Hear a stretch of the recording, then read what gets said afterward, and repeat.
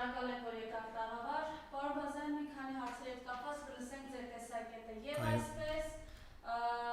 այս իշխանությունը այլևս չի հերքում Տիգրան Աշենը, որ հանձնելու են, անընդհատ պնդելով, թե 29743 քառակուսի կիլոմետրի տերն են իրենք։ Կխնդրեմ այս մասով ձեր տեսակետը, ինչ է նշանակում, եթե Տիգրան Աշենը հանձնվում է թշնամուն։ Նախ մեր տարածքը 29740 կիլոմետր չի, դա Նիկոլն է այդպես հնարել եւ անդադ պնդում է ու շեշտում է, որ մեր Հայաստանի միջազգայինորեն ճանաչված տարածքը իբրև թե 29743 կիլոմետր է։ Խորհրդային միության փլուզումից հետո դեկտեմբերի 91 թվականին, երբ որ փլուզվեց Խորհրդային միությունը,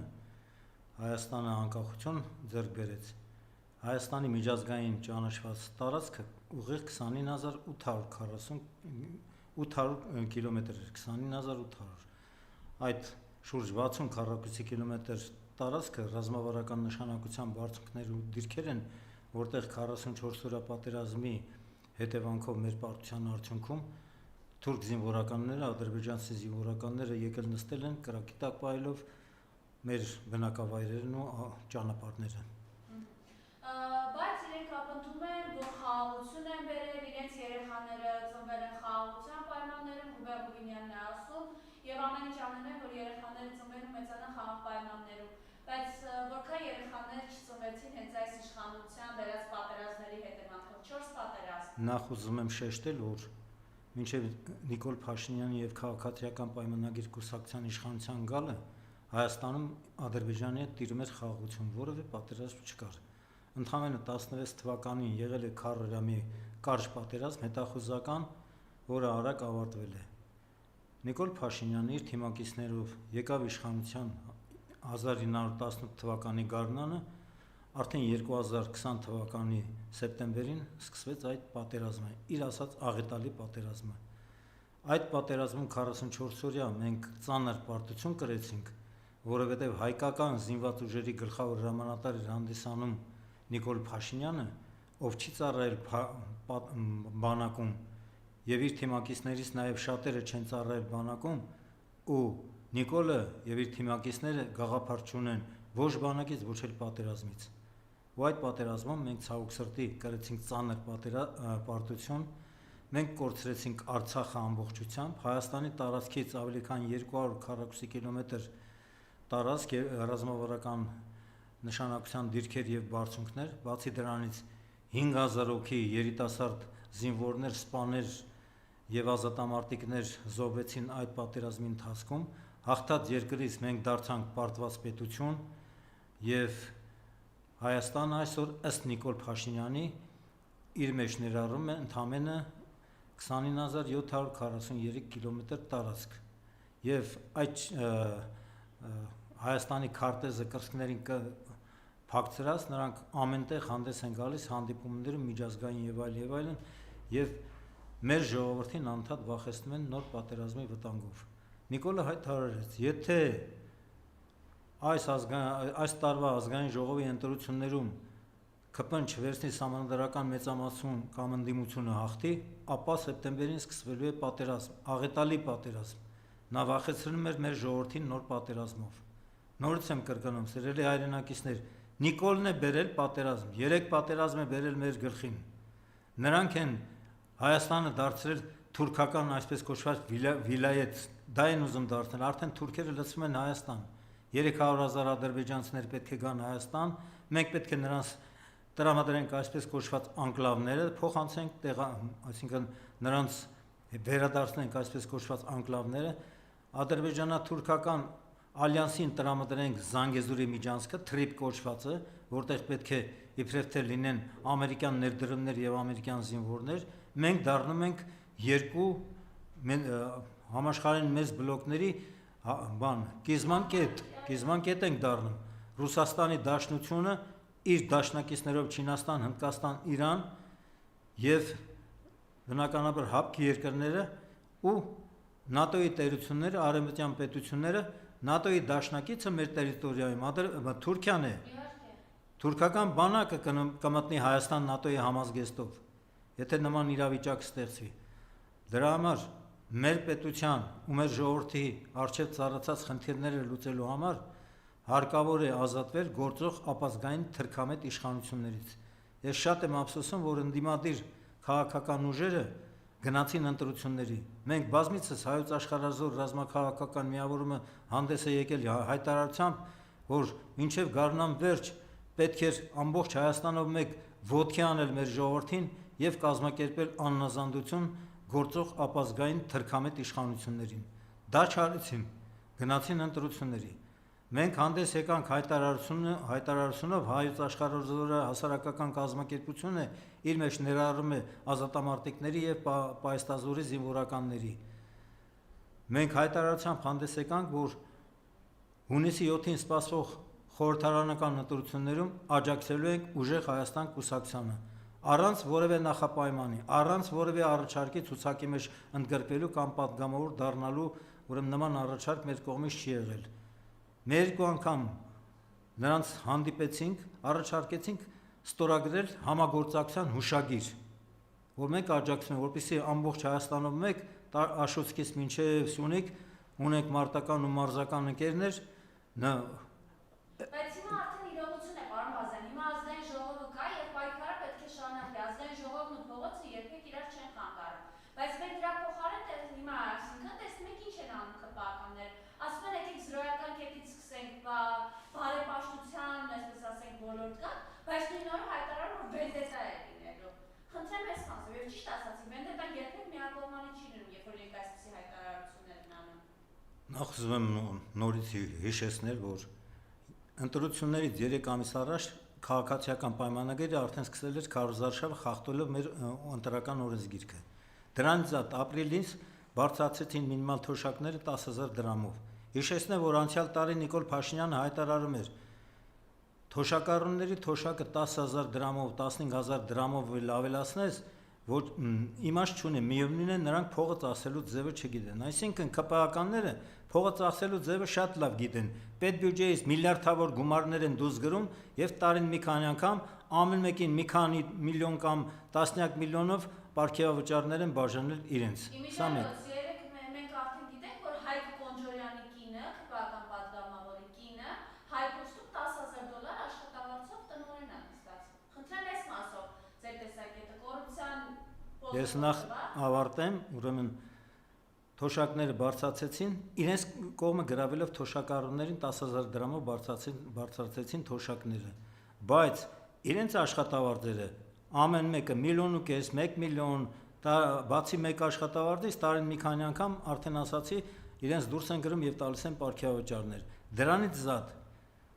ապօրինի շինծու մեղադրանքներով եւ ընտրություններից առաջ, եւ ընտրությունների ընթացքում, եւ ընտրություններից հետո կալանավորել են մի քանի տասնյակ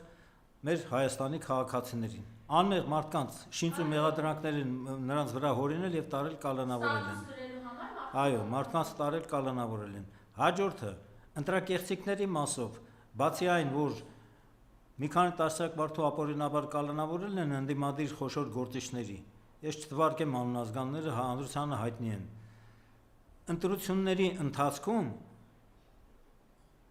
Նիկոլ Փաշինյանը դեռ ընդամենը 10%-ի հաշվարկի պայմաններում ուղիղ եթեր է դուրս գալիս եւ հայտարարում է, որ քաղաքացիական պայմանագիր կուսակցությունը ընտրությունների ընթացքում տարել է փառավոր հաղթանակ։ Դեռ 90%-ի քվեարկության թերթիկները հաշվարկված չեն, այսինքն նա ազդակ է տալիս ընտրական տեղամասերի իրենց աշխատողներին, որ ես արդեն հայտարարել եմ, որ քաղաքացիական պայմանագիրը հաղթել է, ուրեմն պետք է այնպես անեք, որ քաղաքացիական պայմանագիրը հաղթի բացարձակ մեծամասնությամբ։ Դա էլ չկարողացան անել։ Ալիևի պահանջն է փոխել Հայաստանի սահմանադրությունը։ Նիկոլենք անդադ ասում են, որ պետք է փոխենք մեր սահմանադրությունը, այսինքն սահմանադրությունից պետք է հանեն անկախության հռչակագրին հղումը, պետք է այնտեղ խոսք չլինի ցեղասպանության մասին կամ ընդհանրապես Արցախի մասին եւ այլն եւ այլն։ Նրանք այսօր չեն կարող փոխել սահմանադրությունը, քանի որ չեն կարողացել ձևավորել սահմանադրական մեծամասնություն։ ԿՊ-ն ունի ընդամենը հարաբերական մեծամասնություն, բայց այստեղ ես ուզում եմ նաեւ իմ ընդդիմադիր գործընկերներին ու կազմակերպություններին դիմել կամ նրանց մասին խոսել։ Ավարտվել էին ընտրությունները, կեղծել էին ընտրության արդյունքները, արհեստականորեն շինծու ուրեմն քվեաթերթիկները փչացնելով մի քանի տեղամասերում Բարգավաճ Հայաստանին դուրս էին թողել ազգային ժողովում խմբակցություն ունենալու հնարավորությունից, գրանցելով ընդամենը 3.988% թե ինչ մոտավորապես այդպիսի թիվ են գրանցել ու հարձակվեցին նաև Ծառուկյան Գագոյի վրա, Ծառուկյան Գագիկի այդ ԱԾ-ի աշխատակիցներին եւ այլ մի 10-12 հոգով նրան գետին տապալեցին ու նսեմացրած տարան։ Ծառուկյան Գագիկը գիտեր, որ ինքը որևէ մեղք չի գործել, չէր էլ դիմադրություն ցույց տալիս։ Եթե նա որոշեր, որ դիմադրություն ցույց տար, ապա հերթով տապալելու էր 10-12 հոգուն միանգամից գետին։ Ապօրինաբար Ծառուկյան Գագիկին կալանավորեցին։ Նրա այդ ձեռնարկությունները, նրա բոլոր ձեռնարկությունները փակել են, իբր թե ստուգումներ են գնում եւ հազարավոր մարդիկ մնացել են առանց աշխատավարձի, առանց աշխատանքի։ Դրանից զատ Նիկոլի ոչ ճիշտ քաղաքականության հետևանքով, արտաքին քաղաքականության հետևանքով Ռուսաստանի Դաշնության հետ հարաբերությունները սրելու պատճառով մեծ տուժումներ են կրում մեր գյուղացիները։ Ռուսաստանը չի ընդունում նրանց մեր գյուղացիների աճեցրած լոլիկ ծաղիկները հատկապես փչացնում տանում լցում են բաները, այդ աղբարկերները մարդիկ փչանում են այդ ծաղիկները, չեն ընդունում։ Ծիրանը չընդունեցին, հիմա խաղողի հերթն է գալիս, չեն ընդունելու, հանքային ջրերը չեն ընդունում, կոնյակը չեն ընդունում, գինները չեն ընդունում, ըստ էության փակել են մեր ապրանքի ճանապարհը դեպի Ռուսաստանի Դաշնություն։ Նիկոլն էլ հայտարարում է, որ մենք կարտահանենք Եվրոպա, Եվրոպայում մեր ապրանքի կարիքը չունեն, այնտեղ ամեն ինչ էլ աճում է, բոլոր տեսակի գիններն էլ, խմիչքներն էլ, խաղողն էլ, ծիրանն էլ, ամեն ինչն էլ Եվրոպայում կա, այնպես որ Եվրոպայում մենք հնարավորություն չունենք, Թուրքիայի տարածքով մենք չենք կարող Եվրոպա տեղափոխել մեր ապրանքները, պետք է տեղափոխենք Վրաստան, այնտեղից ինքնաթիռով դեպի Եվրոպա, դա ճանապարհի մեծ ծախսեր են, մեծ տուժ է կրում մեր երկրի տնտեսությունը։ Թափում են ցավոք սրտի, չեն էլ կարողանում տանել։ Եվ հիմա պարոն Բազարյան նորից գալով Հաջիևը հայտարարեց, որ այո, Ադրբեջանի եւ Թուրքիայի նկատմամբ տարածքային պահանջները պետք է դուրս գան Հայաստանի սահմանադրությունից։ Եվ այս ամեն ինչ ըստ ձեզ ինչ զարգացում կստանա եւ կանխատեսում եք, ասված մի հարցի ամեն դեպքում կանխատեսում եք սեպտեմբերին պատերազմ կամ ռազմական գործողություններ։ Ըստ Նիկոլի ահազանգեր կան սահմանային դիրքերում այս 25-օրյա վարժանքների, որ տանում են մեր հայրենակիցներին, ահազանգեր կան, որ բարի իմաստով եւ այդ խրամատային պայմանները եւ զենզինամթերքի տիրապետումը աղետալի է։ Ուրեմն ըստ Նիկոլի կնքված է խաղաղության համաձայնագիր։ Ես մեկ անգամ եւս ուզում եմ հիշեցնել, որ 2025 թվականի օգոստոսին Վաշինգտոնում որևէ խաղաղության համաձայնագիր կնքված չէ, ընդհանրապես նախաստորագրված է մի փաստաթուղթ, որը որևէ իրավական ուժ չունի։ Խաղաղություն ստանալու համար ես արդեն ասացի, որ Ալիևը, Ադրբեջանի ղեկավարությունը, Ադրբեջանի բռնապետը մեր պետության առջև դնում է բազմաթիվ խնդիրներ։ Սահմանադրությունը պետք է փոխենք իրենց առաջարկած տարբերակով, Ադրբեջանին պետք է տրամադրենք այսպես կոչված անկլավները, բացի դրանից նրանց պետք է տրամադրենք Զանգեզուրի միջանցքը ըստ իրենց, որտեղ Ադրբեջանից դեպի Նախիջևան, այնտեղից էլ Թուրքիա եւ հակառակ ուղղությամբ ուղևորած փոխադրումներ ու բեռնափոխադրումներ իրականացնելու ժամանակ Ալիևը հայտարարում է, որ որևէ հայ սահմանապահի, որևէ հայ զինվորի, որևէ հայ մաքսային ծառայողի իրենք չպետք է հանդիպեն։ Դա մեր համար անընդունելի է բացարձակապես։ Դա մեր ինքնիշխան տարածքն է, եթե մենք ճանապարհ ենք տրամադրելու Ադրբեջանից դեպի Նախիջևան հակառակը գնալ գալու համար, ապա այն կարող է լինել մեր վերահսկողության ներքո, մեր սահմանապահների վերահսկողության ներքո, մեր մաքսային ծառայողների վերահսկողության ներքո, պետք է մուծեն մաքսը, նոր գնան գան, եւ իրենք էլ հակառակ ուղղությամբ պետք է մեզ տրամադրեն դեպի Վրաստան Ադրբեջանի տարածքով գնալու առանց որևէ խոչընդոտի կամ Ադրբեջանի տարածքով գնալու դեպի ենթադրենք Իրան առանց որևէ խոչընդոտի կարճ ավելի ճանապարհով գնանք եւ այլն կամ Ադրբեջանի տարածքով գնում ենք Կասպից ծովով դեպի Միջին Ասիա ու առևտրական փոխադրումներ են կատարում այնտեղից դեպի Հայաստան եւ հակառակ ուղղությամբ։ Կամ Ադրբեջանի տարածքով գնում ենք դեպի Ռուսաստան եւ հակառակ ուղղությամբ առանց որևէ խոչընդոտի։ Եթե մենք տալիս ենք դրանց ճանապարհ, իրենք էլ պետք է մեզ պետք է տան ճանապարհ։ Ես ցավում եմ, ափսոսում եմ, որ ընդդիմադիր քաղաքական ուժերը գնացին վերցեցին մանդատները եւ գնացին ազգային ժողով։ Ոչ մի ձեր մանդատը փողոցը իրար Կեղծ- չեն հանգար, պարոն Բազարյան։ Իրար չ- Մանդատը բաղը պետք է, որպեսզի փողոցի գեներացված որոշումը Ուրեմն երկաթը տակ են ծեծում։ Խախտել էր Նիկոլը սահմանադրությունը, ընտրական օրենսգիքն էին խախտել, կեղծել էին ընտրությունները։ Մի օր հանգստանում են, հաջորդ օրը ժողովուրդ ոտքի, ամբողջ Հայաստանում կոչ էին անում ոտքի կանգնել, մենք էլ իրենց թևոթիկունք ոտքի կանգնել եւ կազմակերպել աննազանդություն գործող ապազգային թրքամետ իշխանություններին։